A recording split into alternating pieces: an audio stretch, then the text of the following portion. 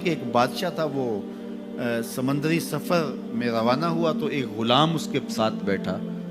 تو جب وہ کشتی ڈولتی تھی، ہچکولے کھاتی تھی، تو وہ چیخے مارتا تھا، تو کشتی والوں کا سکون برباد ہو گیا.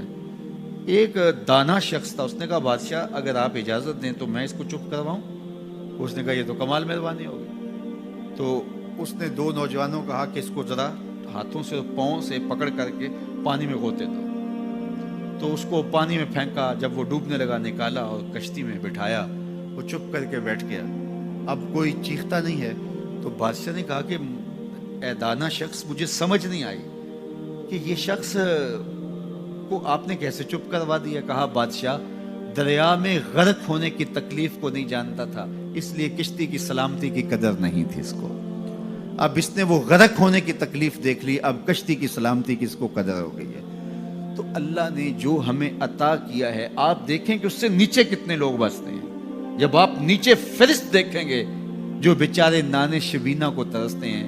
اگر مجھے تھوڑی سی تکلیف ہے اور میں جو ہے وہ اس تکلیف میں ناشکری کرنے بیٹھ جاتا ہوں، تو میاں وہ لوگ بھی ہیں جو بیچارے اپنی مرضی سے اپنا ہاتھ بھی نہیں اٹھا سکتے، جن کی عیدیں بھی جو ہیں وہ ہاسپٹل کے اندر گزرتی، وہ کئی سالوں کے اندر وہاں اذیت میں مبتلا ہیں. جب آپ دیکھیں گے تو کہیں گے مالک میں جس حال میں ہوں اس پہ تیرا شکر ہے. شیخ سعدی فرماتے ہیں میں دمشق کی جامع مسجد میں نماز جمعہ کے بعد نکل رہا تھا تو میرے کسی نے جوتے اٹھا لیے.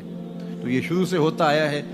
تو کہتے ہیں کہ میں ننگے پاؤں جا رہا تھا اور میری حالت یہ تھی کہ میں جوتا خریدنے کی استطاعت بھی نہیں رکھتا تھا. تو میں دل میں شکوہ کنا تھا کہ اتنا بڑا لوگ تجھے امام سمجھتے ہیں اور تیری یہ مالی پوزیشن کہ جوتے بھی نہیں خرید سکتا. تو آگے میں نے دیکھا ایک شخص تھا جس کے پاؤں ہی نہیں تھے اور وہ رینگتا ہوا آ رہا تھا. میں فوراً سجدہ ریز ہو گیا، مالک شکر ہے تو نے پاؤں تو عطا کیے، جوتے آج نہیں تو کل نصیب ہو جائیں گے. تو جو میسر ہے اس کی قدر سیکھو، جو میسر نہیں ہے اس کی جلن میں اپنے آپ کو جلانے کی کوشش نہ کرو، تو زندگی سوکھی ہو جائے گی. یہ ضابطہ میرے حضور نے دیا. انظروا الی من هو اسفل منکم، اپنے نیچے دیکھنے کی عادت ڈالو، تم سکھی ہو جاؤ گے، تم پریشان نہیں ہوگے. لیکن اگر شوق ہو تمہیں اوپر دیکھنے کا تو فرمایا پھر دین میں جو اپنے سے اوپر ہیں ان کو دیکھو. کہ میں تو یار صرف 5 پڑھتا ہوں، یہ تہجد بھی پڑھتا ہے. میں تو صرف رمضان کے فرض روزے رکھتا ہوں اور یہ ہر ماہ نفلی بھی رکھتا ہے. میں تو صرف زکوٰۃ دیتا ہوں، یہ صدقات و خیرات بھی کثرت سے کرتا ہے. یہ لوگوں کے کام بھی آتا ہے، دکھیوں کی مدد بھی کرتا ہے. تو پھر ان کو دیکھو گے تو پھر تمہارے عمل میں قوت پیدا ہوگی. اوپر دیکھنے کا شوق آ جائے تو دین میں جو اوپر ہیں ان کو دیکھو، ورنہ نیچے دیکھو. نیچے دیکھو گے زندگی سوکھی رہے گی. اپنی مٹی پہ ہی چلنے کا سلیقہ سیکھو، اپنی مٹی پہ ہی چلنے کا سلیقہ سیکھو. سنگ مرمر پہ چلو گے تو پھسل جاؤ گے. تو زندگی سوکھی کرنے کا طریقہ یہ ہے کہ اپنے نیچے دیکھو اور اللہ کا شکر ادا کرو. پھر سنو، میں تو کہتا ہوتا ہوں یہ ٹینشن فری حدیث ہے. سید علی المرتضیٰ فرماتے ہیں حضور نے فرمایا جو اللہ کے دیے گئے تھوڑے رزق پہ راضی ہو گیا، اللہ اس کے تھوڑے عملوں پہ راضی ہو جائے گا. زندگی سوکھی کر دیتی ہے یہ حدیث پاک. تو جو اللہ نے دیا مالک تیرا شکر ہے. یہ تھوڑا کرم ہے کہ تو نے ہمیں انسان بنایا ہے، ہمیں فہم و ادراک کی دولتیں دی ہیں، ہمیں شعور اور خرد عطا کیے ہیں. کتنی مخلوقات ہیں جو سارا دن شدت کی گرمی میں بوجھ اٹھاتی ہیں اور چارہ جا کے جو ہے وہ باہر سے لے رہی ہوتی ہیں. وہ بھی تو تیری مخلوقات ہیں. تو نے ہمیں انسان بنایا، انسانوں کے گھر میں پیدا کیا.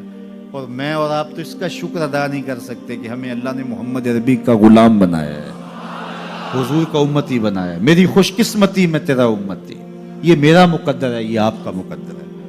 جس کے لیے نبی آرزویں کرتے رہے، تمنائیں کرتے رہے، لوگ راہیں تکتے رہے، منتظر رہے، صدیوں انتظار کرتے رہے، لیکن ہم نے کوئی انتظار نہیں کیا. آنکھ کھولی، ہمارے والد صاحب مسجد سے مولوی صاحب کو بلا لائے.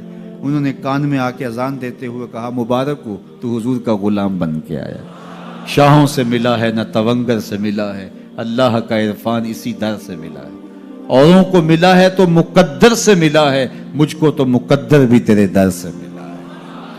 یہ میری اور آپ کی خوش بختی. تو جتنا بھی شکر ادا کرے تھوڑا، تو لوگوں کے کام آئیں، لوگوں کے لیے جو ہے وہ خیر کی چابی بنے اور شر کا تالا بنے.